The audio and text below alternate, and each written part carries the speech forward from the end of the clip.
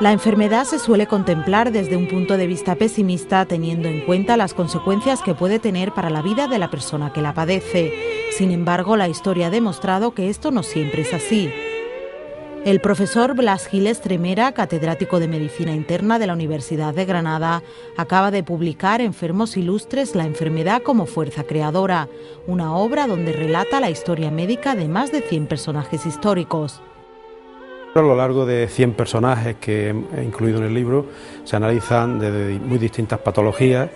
digamos de las enfermedades clásicas como la epilepsia, la diabetes o la tuberculosis, hasta enfermedades de más reciente incorporación como es el cáncer y las demencias. Y entonces a lo largo, como digo, desde el siglo I hasta la actualidad desfila un total de 100 personajes que corresponden pues al mundo de la literatura, pintores, compositores, reyes, reinas, distintas facetas del mundo de la milicia, del arte, etcétera. Y lo que yo he tratado de reflejar en el libro a través de estos personajes es la interrelación entre la enfermedad que padecieron y la obra que crearon. Entonces ese aspecto de la enfermedad vista desde un punto de vista, de una perspectiva como fuente creadora, es un aspecto creo muy novedoso, que apenas se ha tocado en la literatura médica.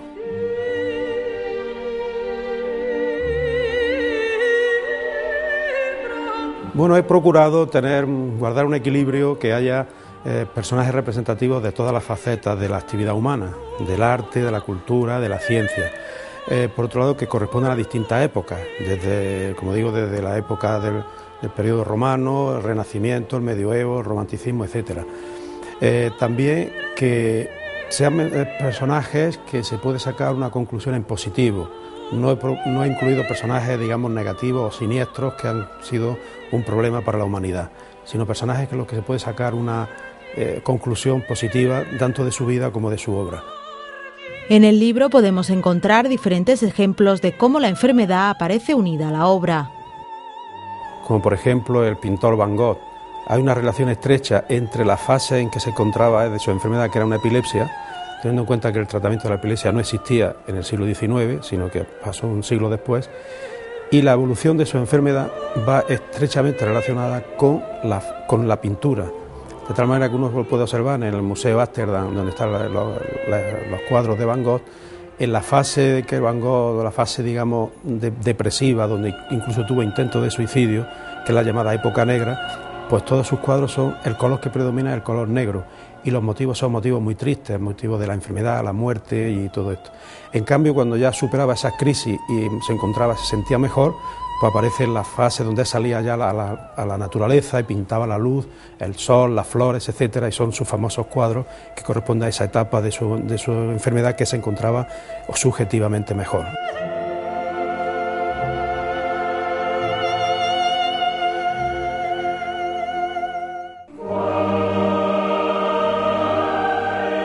Hay algunos casos que ha sido la causa de la muerte, la que ha estado íntimamente relacionada con una obra determinada, como es el caso de Mozart, que murió con 35 años y murió de una insuficiencia renal crónica, y durante los últimos meses que ya la enfermedad iba avanzando, su objetivo era conseguir terminar el Requiem, que desgraciadamente no lo consiguió finalizar.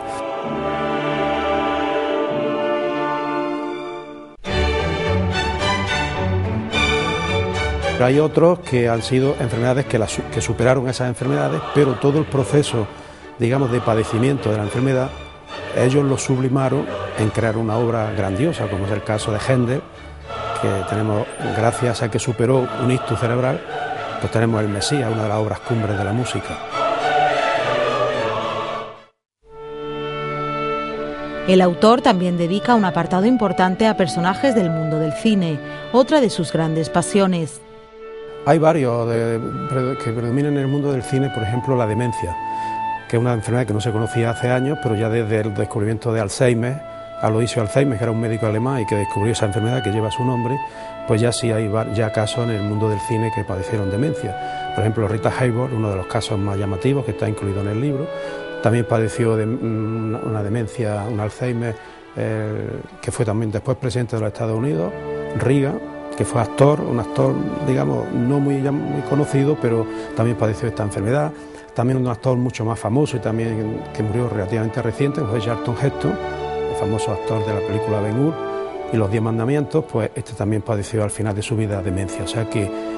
este es un problema que sí se da con cierta frecuencia. Es como son enfermedades ya que vamos conociendo que son frecuentes, pues en el caso de la gente del cine sí hay bastantes casos, tanto de demencia como de cardiopatía isquémica, es decir, problemas de insuficiencia cardíaca o incluso de infarto. Hay también varios casos recogidos en el libro de gente del cine que padecieron esta enfermedad. Una publicación enfocada hacia todos los públicos que a través de un lenguaje fácil ayuda a entender todo su contenido. No es un libro exclusivo para médicos ni para estudiantes de medicina, sino un libro que yo he procurado escribirlo en un lenguaje que lo entienda todo el mundo, de tal manera que he evitado en todo lo posible de incluir palabras de terminología médica, que no tiene por qué entenderlas la gente, y además yo creo que el libro da, por un lado, una información de tipo histórico, ¿no? Porque se recogen personajes de la historia, información de la biografía de esos personajes, de las obras que crearon. Y con la que el autor quiere lanzar un mensaje positivo a todas las personas que padecen alguna enfermedad. Para los pacientes que lean el libro pueden verse reflejados en algunos de los personajes y decir, pues mira, esta persona, a pesar de tener esta enfermedad, la misma que yo tengo, y encontrarse unas circunstancias peores de las que yo tengo ahora, sin embargo fueron capaces de tener una mirada hacia adelante, una mirada optimista respecto a la enfermedad. Y puedo poner, por ejemplo, el caso de la diabetes, que es una enfermedad ya muy antigua, pero que sigue existiendo ahora, y la padeció, por ejemplo, Miguel de Cervantes. Pues entonces, cuando no existía tratamiento para la diabetes, cuando tenía tantas dificultades de todo tipo, cuando estuvo encarcelado en Argel, y toda esa serie de penalidades, sin embargo, a pesar de eso, escribió la obra cumbre de la literatura, que es El Quijote. Entonces yo creo que para una persona que es diabética, que sabe digamos, las dificultades y lo penosa que es la enfermedad, pero le puede dar un mensaje, en cierto modo, positivo, más optimista respecto a su propia enfermedad. La obra ha sido prologada por el escritor Mario Vargas Llosa, con quien el autor mantiene una amistad desde hace años. Tenemos una buena amistad y nos vemos casi todos los años, coincidimos en una época de vacaciones y tenemos la fortuna de partir pues, de temas. Naturalmente a mí lo que me encanta es hablar con él de asuntos de literatura, a él le gusta que hablemos de aspectos de la medicina, en fin, una conversación sumamente interesante. Y además la satisfacción también de que el año pasado pues, fue investido doctor honoris causa por esta universidad, si no se lo recuerda, y fue una cosa verdaderamente muy extraordinaria. Una persona, yo le tengo una gran admiración.